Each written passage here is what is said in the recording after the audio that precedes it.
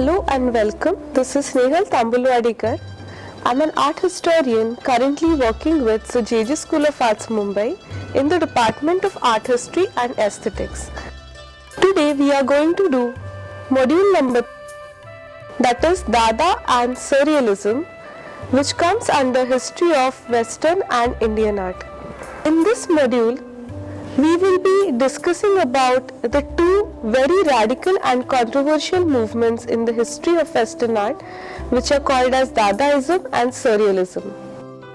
Both these movements have been the outcome of the World War and the atrocities which were faced in the world because of these tragedies. Begin in 1916 in Zurich in Switzerland, Dadaism essentially does not mean anything. The word Dada has multiple meanings in different languages like hobby horse in French, baby talk in German, and yes in Romania and Russian. But when we talk about Dada, it is just a sound which is as meaningless as the world which rendered the World War could be. Dadaism or Dada artists are basically discussing about the brutality of war and the fecundity of life that it further led into, especially because of the use of very violent means to conquer other parts of the world which were used in the First World War, like the poison gas, the machine guns, the fighter aircrafts, and the evil effects that it further had on the economy of the ordinary people and the industries and the labor class. Dadaism questions the idea of violence that one human being could have on another, and if any human being was as brutal as killing other people to such an extent, did they really deserve beauty in the first place? Did they understand art? Did this kind of human being really need aesthetics or beauty in their life? Dadaism is basically the frustration of war and thus is essentially an anti-art movement. It rejected not just the classical notions of art but the idea of art itself. It believed that the world today needed something that was radical, needed something that was thought-provoking, and nothing that would make them happy because they had no right to be happy in the first place. Dadaism is thus an anti-war, anti-bourgeois, anarchist and rebellious in nature. Dadaism in almost all its works has posed moral questions to the people. It thus talks about gender, it talks about the ideas of literature and poetry, it talks about the way of living and dressing of people. Dadaism thus does not limit itself to visual art, but it's rather a cultural movement which happened parallelly in literature, drama, in poetry, and also in the daily living of people. Dadaist artists did not limit themselves to gallery spaces or exhibitions like the Salon, but came out on the roads, presented in the public spheres, wanted general people to come and watch rather than the critics who wrote essentially about art. Dadaism in most of his works ridicules the meaninglessness of the world and attacks the fixed beliefs of people. They have done some very drastic works like, for example, the Recipe of Poetry, where they say that anyways the world is completely meaningless and language, rhythm do not mean anything to the human beings. Tristan Tzara, who is the pioneering influencer of Dadaism and who comes from Zurich in Switzerland, says that you could take any newspaper, cut out the words which were written in the newspaper and put them in a bag. You shake the bag, pull out 5 words for each line and you have a poetry. Obviously, the poetry that thus comes out is absolutely meaningless because it does not have any sense to which word might come after the other. But that is what Dadaism is trying to tell us about, how meaningless the language and the world is present there for today. Dadaism tried to project itself not by works of art only but by publishing manifestos, publishing magazines which propagated their ideas to the people around them. They also had something called as sound poetry, which was later developed in a place called Cabaret Voltaire, begun by Hugo Ball. They also had a number of public demonstrations demeaning the ideas of art and culture that were existing in that period, and thus we could easily say that Dadaism is the beginning of postmodernism and also the beginning of performance art practices. One of the most important artists from this period is Marcel Duchamp, who began working with ready-mades in 1913, much before Dadaism got its real name in 1916. In 1918, Tristan Tzara wrote a huge manifesto on Dadaism stating how Dada does not essentially mean anything, how it is meaningless, and how it reflects the hollowness and hypocrisy that is existing in the society. Dadaism wrote parallel manifestos in various areas like Zurich, New York, Paris and Berlin parallelly. Dadaism began spreading through its performances more than their actual works of art, especially which were done in a place called Cabaret Voltaire, which was begun by Hugo Ball in the early months of 1916. This was a performance center for the Dadaists, which was closed down soon in 1916. Dadaism in this place called Cabaret Voltaire tried to diminish the boundaries between visual arts, literature, poetry, and also the essentials of drama. They had some very radical performances here, like sound poetry, where a number of Dadaist artists came together on stage and shouted very nonsensical and meaningless words on the stage like boom boom, tada, in a group, and created a lot of noise, commotion. Also, they had performances like butchering of a cock or shooting a person which is sitting in the audience. This was obviously a performance which was pre-planned, but the audience which had come to see did not have an idea about what was happening, and thus they created a great wave of shock when somebody shot from the stage in the audience. Dadaism came up with a lot of gimmicks like these, which created a great stir in the public who were watching the performances, and basically disturbed the reveries of people who were around them. One of the most important artists from Dadaism is Marcel Duchamp. Marcel Duchamp began his career working in Cubism when he painted his very early work called Nude Descending the Staircase. After the First World War, he was radically moved with the violence and the tragedy that took place in the world, and thus he moved away from painting and went more into putting up of ready-mades as work of art. His most controversial work, and also the most controversial work ever to take place in history of art, is The Fountain, which is basically a urinal which was produced by Armat, which he placed in the museum. He basically wanted to radically change the concepts of human beings about beauty and what they thought art. He believed that the ready-mades were the new art of today because they were chose to be bought by somebody. Duchamp maintained that creation of art was a completely mindless activity. When he moved to New York in 1915, he stated that painting for him was nothing thoughtful but just choosing objects which were already existing around in the world. He worked with ready-mades which could be multiplied in numbers, which could be mass produced and thus could be owned by anybody anywhere. They became objects of art only because they were placed in a particular place on a particular time. Thus, it was not the process or the technique that made art, but it was the concept of people that made art. Dadaists, through such radical works, wanted to change the concepts of people about what they conceive to be good, what they conceive to be patriotism, and which Dadaists believe was not essentially appropriate at all. After coming to New York, Duchamp became the member of American Society of Independent Artists. In 1913, he made his very significant work which we have already discussed before, that is the fountain. What he did is that he bought a urinal, placed it in the museum gallery space and signed it as R. Mutt, which was the name of the manufacturer J.L. Mutt Ironworks.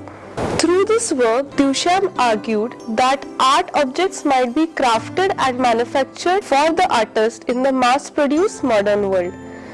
In this fountain, the same idea is transformed. Very ordinary, daily, mundane object is just bought and placed in a particular space such that it is elevated from its ordinary status to become something much beyond its usage. The urinal is subject to the bathroom function and thus challenges any preoccupations that we have regarding art and art objects. Duchamp argues that the only art that America has given to the world is the plumbing and its bridges. Whether Mr. Mutt with his own hands made the fountain or whether he got it manufactured from other people, it is important because he chose to make it. So now, for the Dadaist, it is not the technique and the process of the art that is important, but the choice of the subject, the choice of the concept that the artist makes is really his art. Duchamp also challenged the French art world by painting something called as LHOOQ as the modified ready-made. In this work, he took the very famous work by Leonardo da Vinci, that is La Golconda or Mona Lisa. Mona Lisa had become very famous after it was stolen from the Louvre Museum in Paris. It also became very popular through reproduced posters and postcards for the tourist attraction. Duchamp took one of such postcards of Mona Lisa and painted a moustache on her face. He also painted a beard and reproduced these postcards in large numbers in 1919, and thus he ridiculed one of the greatest masterpieces of art that had happened before. In this work, Duchamp literally does not mean to ridicule Leonardo da Vinci, but he means to ridicule the public of Europe who speak about Louvre, who speak about great art and the classical masters, but have no regard for the people whom he might have painted. The common people were completely baseless and left to suffer, whereas the paintings that were made were put in museums and were very prestigious for the country. To ridicule it more, after drawing a moustache and the beard, he wrote LHOOQ, phonetically sounding a French slang and in a milder version meaning she is hot for it. Similar to the fountain, LHOOQ also transformed radically the ideas of art that were present previously to Dadaism. Along with works like these ready-mades, Duchamp also dressed himself up as a female or dressed himself up as many other characters, villains, heroes, and people who were famous, and got himself photographed under different names. Duchamp here meant to talk about identities and how they change according to the outer or the superficial view of the person, and nobody really bothered about who the person really was. Many Dadaists in this period were very interested in this idea and thus dressed themselves up in opposite genders, where females were dressed up as men, men were dressed up as women, and they got themselves photographed in very radical conditions. They basically wanted to question parallelly the ideas of males and females that the society had, and whether they were originally as what they were or whether they were as the society wanted them to be. Dadaism thus wanted the youth to essentially rethink about what they were being taught through their education, through their upbringing, and rethink the whole idea of social understanding of the world. Another important artist from Dadaism is Jean Arp. Jean Arp was one of the major artists in Cabaret Voltaire and essentially was a collage artist and a poet. Jean Arp in his performances recited poems which were just sounds which did not render anything. They were not really words, they were not really rhythmical sounds too. He also dressed himself and other people performing into fancy costumes, wearing primitive cardboard masks. Again here, Jean Arp is trying to disregard the identity of the individual and give them an identity which is already existing with the connotations that the primitive mask had. He made poems which were non-words like zim, zoom, zam. These poems were sung with mixture of sounds and non-rhythmic drum beats. Basically, his idea was to create commotion and break the social order that existed in the preoccupied minds of the human beings. On the opening night of Cabaret Voltaire, his abstract collages were hung on the wall. In his collages, Arp tried to capture the universal abstract forces. Then he used painted wooden cutouts of his abstract compositions, reminding animal forms, clouds, and celestial bodies. The entombment of birds and the butterflies, head of Zara, is example of such compositions. This work can be seen as a head, suggesting the human affiliation with nature. Man Ray was again one of the important artists in Dadaism who worked with Marcel Duchamp. He was a photographer and he worked in many mediums. One of his most interesting inventions during Dada period is called as the photogram, which is photo without using a camera. In this work, he directly put objects and scratched on the negatives while developing a photography through which he could gain unprecedented results. Again, Dadaism talks about disturbing the notions where you expect that the photograph is taken by a camera, and Man Ray produces photographs which do not involve camera at all. Man Ray was the first to use photography in the context of Dada, and he has photographed many performances that took place in Cabaret Voltaire. He has also photographed artists and Dada followers dressed up in many multiple get-ups which portray Dadaist ideas. Man Ray is the one who also photographed Duchamp in his various performances and his various looks dressed as a female, majorly where he tried to betray the gender identities of that particular period. Tristan Tzara published Man Ray's limited edition book containing 12 photographs titled Charm's Delicious Fields. Man Ray applied the same process also to make films. His films have dreamlike quality. For film, he sprinkled sand and nails on unexposed film to create a 3-minute abstract movie titled The Return to Reason, which had a very dreamlike, subconscious feeling quality.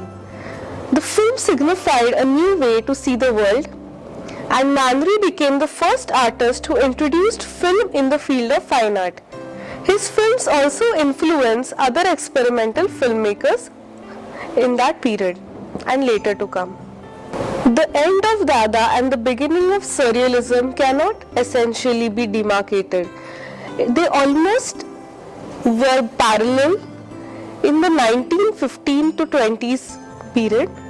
Surrealism also, like Dadaism, is kind of an anti-art movement because it ridicules whatever the artists were painting before surrealistic ideas began to emerge in.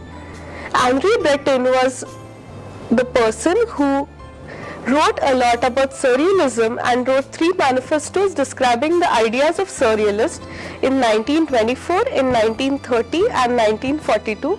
Surrealism too, like Dadaism, is a movement which parallelly influenced the visual arts, literature, poetry, motion pictures.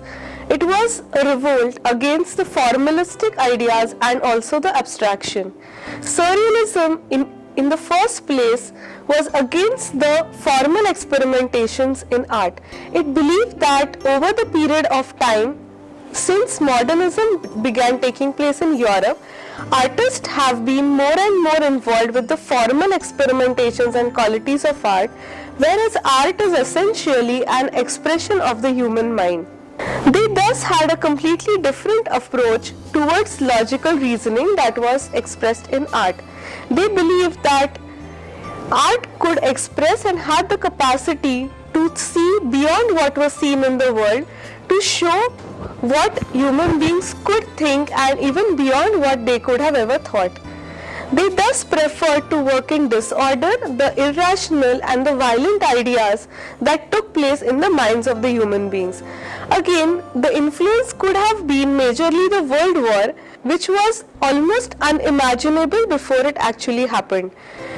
Thus, lot of thinkers had begun working on the psyche of the human beings in this period, because it was impossible for human being individually to create so much of violence, but as a group human beings had committed so much of atrocities.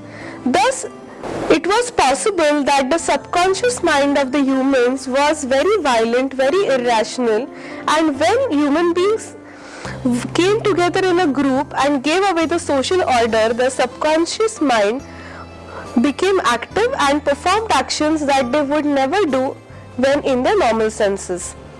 Surrealism was greatly influenced by the ideas of Austrian psychoanalyst Sigmund Freud. Sigmund Freud has majorly worked on the ideas of id, ego, superego, which he describes as the three stages in which the human mind develops since the baby is born. The very initial period when the baby is just born up to the period of 6 months is termed as id by Freud. When the baby begins realizing his self-existence, that is approximately from the age of 6 months to the age of 6 to 7 years old, the baby realizes his own self, begins identifying his image in the mirror, and also with perspective of his own self starts looking at others. In this phase, which is called as ego by Freud, the child is basically assimilating the experiences that he is getting in the world, not reacting on anything at all. This is the period when his conscious self and the subconscious self is active parallelly. So let us try to understand what is meant by the subconscious and the conscious. Freud says that the conscious self is the self where the human being begins realizing his own existence and he starts behaving and perceiving his life based on how people look at him or how he should be living in the society. The subconscious mind, on the other hand, something which is there inside us which never sleeps. It is there in the mind of the baby when the baby does not realize his own existence, and it is active even when we sleep. The subconscious mind is thus that part of the human psyche through which the human beings basically generate imagery, get ideas and create something new which might not be existing in the world before he or she created it. When in the ego stage, the subconscious and conscious are equally active, and thus we see that children can very easily dwell into imaginations. They do not really know the difference between what is real and unreal, and thus if you tell them any bedtime stories, the children believe that the fairies or the demons and monsters which exist in the story are really part of their living world. As a child grows after the age of 8, he goes into a stage which is called as superego. In this stage, the child is reacting to what he has experienced since his childhood in his id and ego stages. Here, the child begins reacting to what he has stored in his subconscious memory. As we grow older, our subconscious becomes alien to us and we go more into the conscious state of living. And thus, Freud says that the natural instincts which are existing in our subconscious are somehow repressed. These repressions, which are stored in our mind over a period of years, create frustrations, and thus human beings can tend to do things which are very abnormal to what people expect out of them. They can be very violent, they can be very cruel, they can do things which even they won't know they are capable of doing. Also, our subconscious works like a CCTV camera, capturing every image that comes across our eyes or every sound that we hear or every feel that our skin experiences. Consciously, we are not aware of everything that is happening around us. If we are watching a movie, our concentration is completely on the hero or the heroine or the fight scene that is going on, but at the same time our eyes perceive the person who is sitting next to us in the theater and also the visuals that are there around in the darkness. When we sleep, our conscious mind, which logically knows that when you go to watch a movie you have to look at the movie, sleeps, and our subconscious mind begins to be very active. The subconscious, like we have discussed, does not have any particular logic, and thus it starts rewinding every stored memory in our brain. Now, because this mind does not have logic, it could render an image which we saw today along with the image that we might have seen almost 20 years back, and thus in our dreams we see very random images that turn up. We see our classmate along with the hero which we saw in the movie standing in a place which we think we have never visited. Thus our subconscious has the capacity to combine two completely opposite images together to form a combination of third image which might look alien to us because we consciously are not aware of its existence. Thought that the ideas of subconscious and conscious mind were very interesting, and with their relation to the war, they also discussed that the conscious self of an artist was not the real artist or not the real human being in himself. Thus they decided that they wanted to paint the subconscious or the unconscious self of the human mind.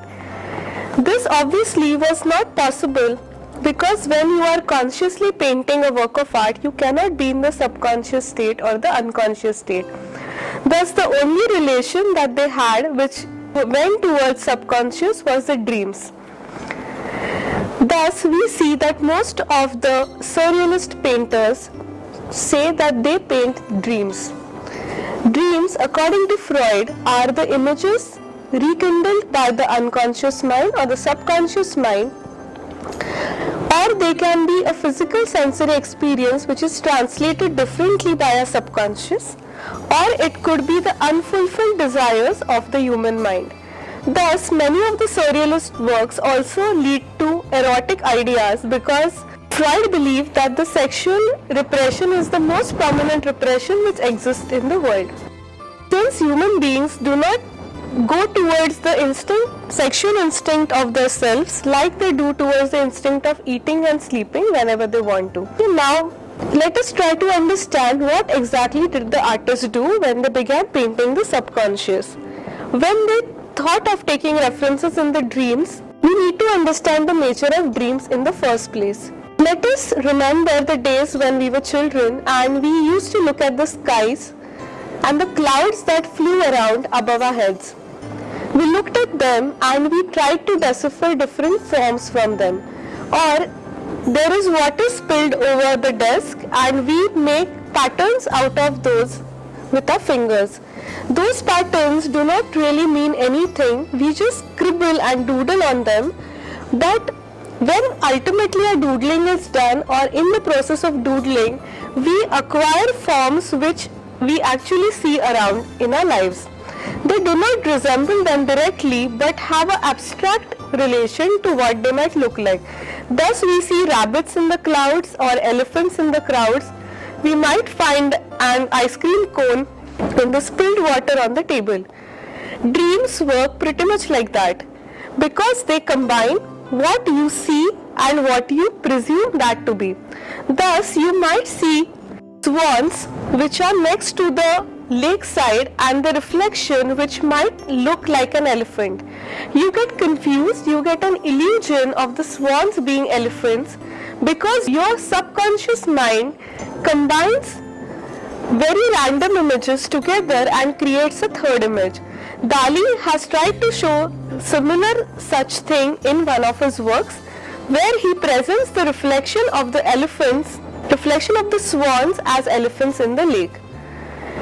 Our dreams also work on a secondary level. If you are feeling cold while you are sleeping, you might have a dream of getting frozen, Or if you are sleeping next to a window where you have raindrops falling on your head, your subconscious mind experiences the sensory feeling of getting wet, and you might dream of boating or you might dream of drowning in the floods. Surrealist again combines such imagery where we feel the sensory experience of something and relate it to a completely another tertiary experience which happens in our lives. Also, the eroticism is brought about again and again in their works, especially in the works of Dali, where the vase might represent a female sex organ or a tall building might represent a male sex organ. Let us have a look at the works of artists in detail to understand what Surrealism is actually about. One of the pioneering artists of Surrealism is Max Ernst. Initially began working in Dadaism, but later he joined Breton's group in Paris. He developed a technique in which he rubbed a crayon or pencil on the paper, putting the paper on a textured surface. The texture that thus arrived on the paper was converted by him by rendering into an identifiable form. The form thus achieved was not what the artist had intended to paint, but something that he had achieved out of his subconscious mind, since he had developed it from a completely irrational form of crayon or the pencil. He then started creating images by scraping layers of paint over the textured surface and by adding additional paint on it. Die Ganzstadt, or the entire city, is one of the paintings of Max Ernst which is painted in this technique. Ernst rubbed the dried paint over the surface of the canvas placed on the board. This technique led him to the particular kind of painting which had naturalistic image similar to moonlit forest, but the closer look towards the painting dragged the onlooker into fairy dreams. Thus, through a single work, by increasing or decreasing the distance of vision, Max Ernst could create illusions of completely different experiences for the onlooker. In another work called The Horde, he had wooden-like figures resembling nightmares, and they appeared to evoke the horrors that were caused by the First World War and experienced by Max Ernst when he was in Germany at that time. Ernst's imageries were completely vague and diverse and did not fit into any orthodoxy. In 1929, he published a collage novel, La Femme Sans Tête, 100-Headed Woman, and also designed film sets. In his later period, one can note his maturity, wit and humor. His technical accomplishments were so brilliant in terms of skill and range of glowing color, almost like what the modern painters would have envisioned to paint. Second important artist who worked in surrealistic ideas was René Magritte. He was a French artist and was not considered to be a mainstream surrealist by André Breton, who wrote the manifestos of surrealism.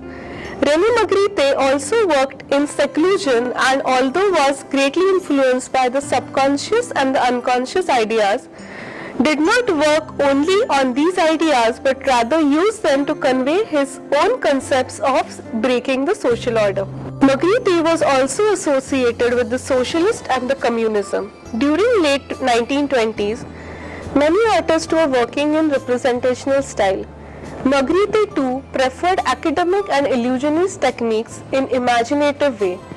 From 1927 to 1930, Magritte was in Paris but never recognized as a surrealist, although he exhibited with the surrealistic artist. René Magritte's style of working, unlike Dadaist or unlike Max Ernst, was not something that emerged out of the subconscious. His way of painting was very academic based or realistic based, where he did not really distort or abstract any particular figures, but the ideas that he presented were pretty much abstract. For example, if we have a look at his work where the train is coming out from the fireplace, you are used to the idea that there is smoke which comes out of the fireplace, and thus when you see smoke coming out in the picture, you are not confused, you are pretty comfortable with it.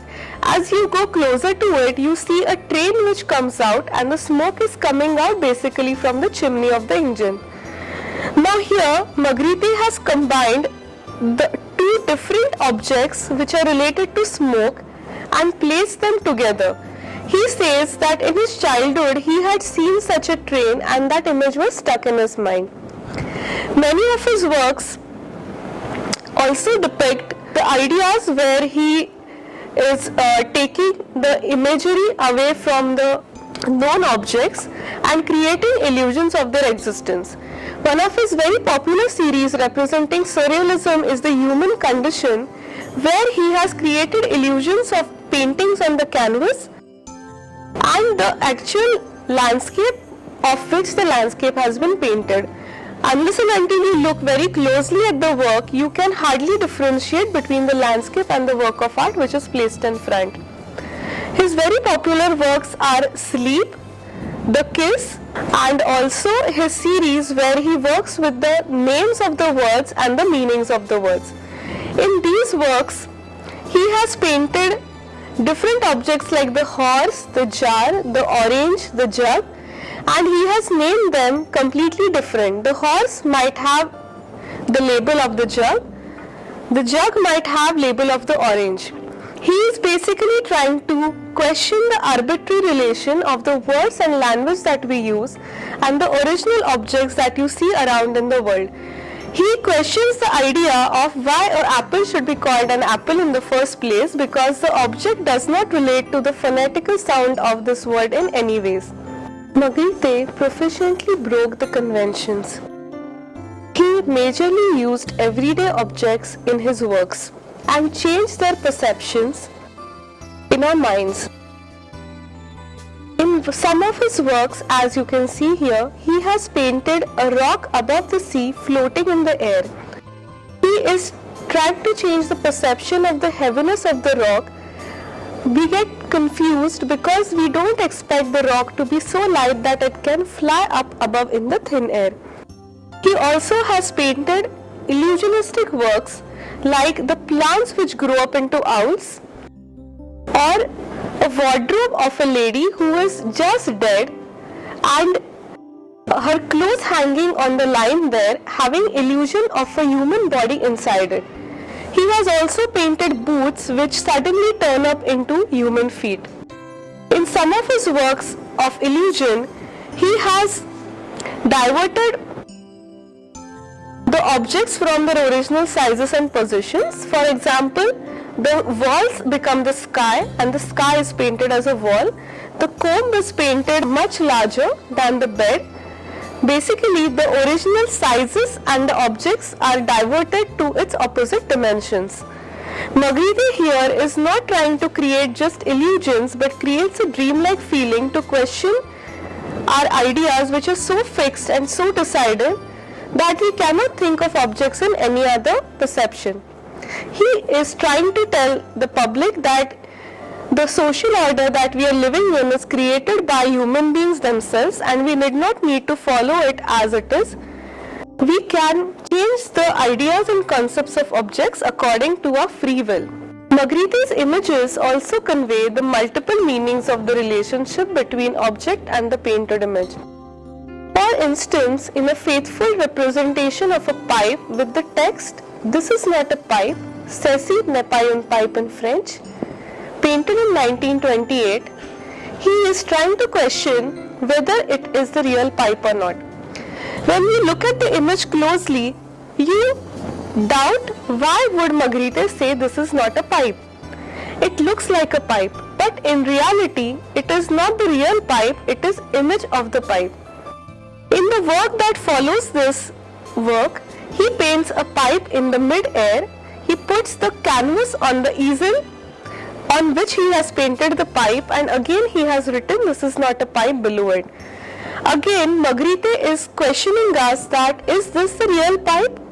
Is the image real? Is the real pipe real? Or is the concept of the pipe that you have in the mind which is actually real? In 1928, his painting "The False Mirror" announced the better genuineness of the unconscious mind. One can observe the mysterious imagery of an eye in close-up reflecting the sky.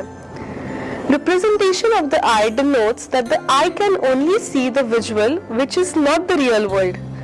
On the sky, a strange image of an eclipsed sun is depicted according to Magritte. Behind the eclipsed sun, the unconscious mind resides and notices the reality of images which are invisible to the human eye. Salvador Dali is one of the most known surrealistic painters. He is the one who religiously followed the ideas of Sigmund Freud and has actually tried to depict dreams in most of his works. His works are subversions of ideas and combinations of two random images to make the third one, something that human beings could do only in their dreams. Like in his work, where the elephants walk with the feet of camel, or where a huge desert has only two buildings in the center when closely looked at are really human beings walking in the desert. Salvador Dali was from Madrid. He trained in San Fernando Academy of Fine Arts in Madrid. Like many other of his contemporaries, he also painted in representational style and meticulously developed his skills in realism.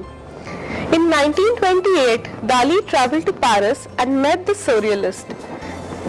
From henceforth, his works are based more on the psychoanalyst ideas of Sigmund Freud. In one of his early works, he has painted Jesus Christ looking down at the earth hanged on the cross. We do not see the face of God here because we are standing above the Christ. This is a very interesting viewpoint by which any artist would have ever drawn Jesus, since the artist here is above the God. The artist becomes above the God for once when he is in his subconscious mind, or he is in his mind of the dreams, because God is existing in our conscious mind. The subconscious does not believe the greatness of anybody. Paranoid critical method was his major contribution to surrealism. Dali painted what he imagined, and thus he encouraged the paranoid's ability to misread, crush and miscomprehend various appearances. In one of his very popular works called The Great Masturbator, he says that he overlooked a rock which was visible from his window, and looking at it for a very long time, one day his dream converted it into the image that he has projected in this work. His paintings deal with violence, sexuality and decomposition. He also responds to the idea of irrational, mysterious images released by the unconscious. In one of his most popular surrealistic works called The Persistence of Memory, there is a strange indefinite head with its neck depicted lying in the ground. The work is very well known for the soft limp watches and clocks which are melting down in the background of the painting. These clocks or watches are depicted as the symbols of inability. Dali successfully created dreamscape of mysterious objects which can be read as metaphors of fear, anxiety and desires of the mind. Dali did not limit his ideas and works only to paintings, but he also began making videos.